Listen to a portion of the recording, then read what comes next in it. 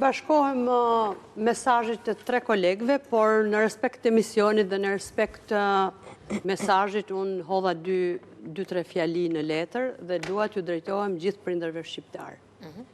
Ka një përgjegjësi që shpesh nuk e shohim, por që fillon brenda shtëpisë.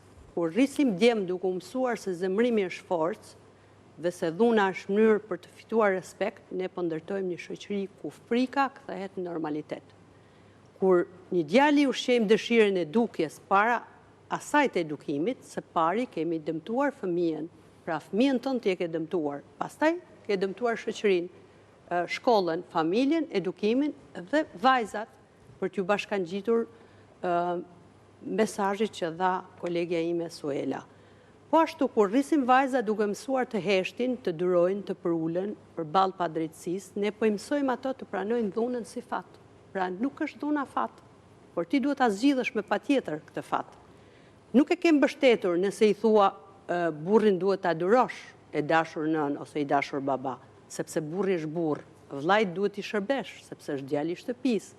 Ti këtë vajzë po e dhunon që në bazën e familjes dhe po i krijon një problem të jashtëzakonshëm, të cilin ajo do mbart në ndërgjegjen e vet ndër vite dhe ndonjëherë mënyra se si ti e ke rritur dhe edukuar këtë vajzë do ngelen shenjat e saj gjatë gjithë jetës.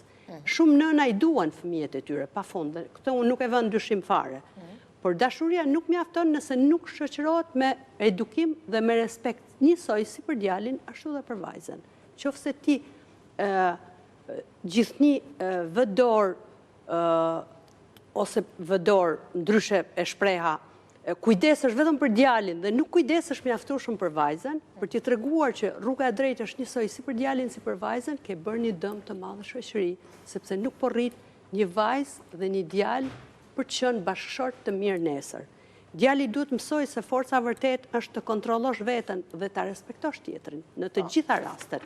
Dhe për ta përmbyllur, dije mirë se dhuna nuk fillon në momentin kur ndodh krimi, për ta lidhur dhe me temën.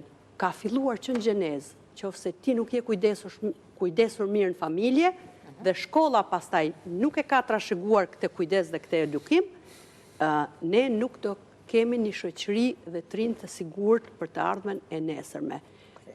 Duhet të rrisim dhe të edukojmë fëmijë të mbar për një shoqëri të mbar. Me respekt për këtë emision dhe për dy drejtuesit e emisionit, nga Gjoj Jakaj, autore librash për adoleshentë të rinj dhe gratë të dhunuara.